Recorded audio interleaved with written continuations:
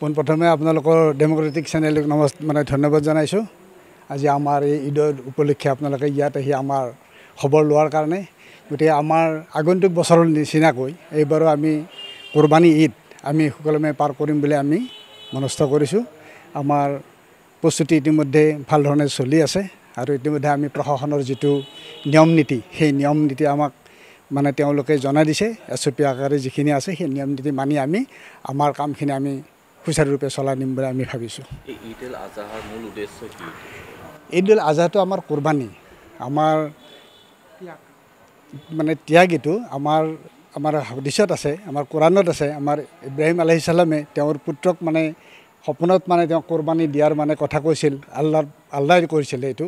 আৰু সেই কোৰবানী উপলক্ষে সেই তেওঁৰ সন্তানক যেতিয়া একদম মৰমৰ বস্তু এটা কোৰবানী দিব লাগে আপোনাৰ ঈশ্বৰ বা যিয়ে নহওক বা আল্লাহৰ ওচৰত, তেওঁ সেইটো কোৰবানী দিব গৈছিল। আৰু সেই তেওঁৰ মানে যিটো মানে আল্লাহৰ প্ৰতি যিটো ভাৱ, যিটো আন্তৰিকতা, সেইটো কেনেকুৱা ধৰণৰ আছিল সেই বস্তুৰ প্ৰমাণ চোৱাৰ কাৰণে তেওঁক মানে এই সপোনত এইটো দেখুৱাইছিল আৰু তেওঁ কোৰবানী দিব গৈছিল। আৰু তেওঁৰ ল'ৰাটো মানে তেওঁৰ সন্তানক কোৰবানী নহয়, আল্লাই মানে ফিৰিষ্টাসকলৰ দ্বাৰাই মানে তেওঁৰ ওচৰত মানে দুম্বা বা ছাগলী বা যিকোনো জীৱজাত এটা মানে তাত কোৰবানী কৰাই দিলে। আৰু তেতিয়াৰ পৰাই প্ৰচলিত হৈ আছে যে কোৰবানী এটা মৰমৰ বস্তু এটা কোৰবানী কৰিব লাগে আমি, আৰু সেইটো আমাৰ পূৰ্ণ কাম হিচাপে আমাৰ মুছলিম ধৰ্মত আছে।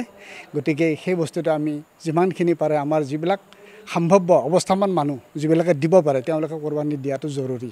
কালি কিমান সময়ত নামাজ আদায় কৰিব? আমাৰ ইয়াত আমি কালি থিৰাং কৰিছোঁ আমি 7 বজাত নামাজ আমাৰ আৰম্ভ হৈ যাব ইনশাআল্লাহ। যদি বতৰ ভাল কৰে, মানুহ ঠিকে থাকে, গোটেইখিনি আহি পায়, কোনো অসুবিধা নহয়, তেতিয়া আমাৰ 7 বজাত আমাৰ ইয়াত নামাজ আৰম্ভ হৈ যাব। আমাৰ ৰাইজৰ যথেষ্ট সঁহাৰি। আমাৰ সূৰ্যনগৰ এই যিখিনি সাতগাঁও সূৰ্যনগৰৰ যিখিনি ৰাইজ আছে, আমাৰ ইয়াত যদিও আমি মুছলিম আমি ইয়াত মছজিদ আছে, ওচৰতে নামঘৰ আছে, আৰু এইখিনি আমাৰ একদম সমিল মিলেৰে আমি হিন্দু মুছলিম চলিত আছোঁ। তেখেতসকলে আমাক সহায় কৰে, আমিও তেখেতসকলৰ নামঘৰৰ কিবা উৎসৱ পাৰ্বণ হ'লে আমি সহায় কৰোঁ। ঠিক তেনেকৈ ধৰণে আমি চলি আছোঁ মিলা প্ৰীতিৰে, আৰু ধুনীয়া প্ৰস্তুতি চলি আছে, সকলোৰে সহযোগ আছে।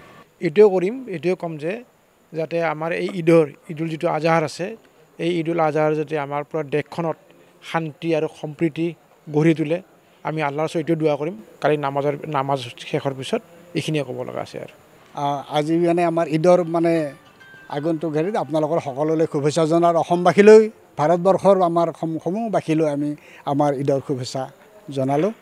গতিকে সকলোৱে মিলা প্ৰীতিৰে আমি থাকিবলৈ আশা কৰিছোঁ।